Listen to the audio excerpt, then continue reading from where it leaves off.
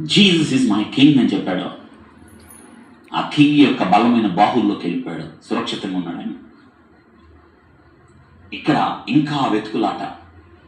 ఆ వెతుకులాటలో ఆయనకి ఇచ్చిన డిగ్రీలు ఆయనకి ప్రభు యొక్క ఘనతను పెంచుతున్నాయి. బల నమ్మకమైన మంచి దాసుడా. వింటున్నారా? ఈ కాలంలో ఏది సృష్టించడమైనా ఎంత తెలుగు మీకు అర్థమవుతుంది కదా. ఏదైనా సృష్టించవచ్చు. ఇక్కడ మాట్లాడుతున్న నన్ను మీరు ఎక్కడైనా సృష్టించవచ్చు.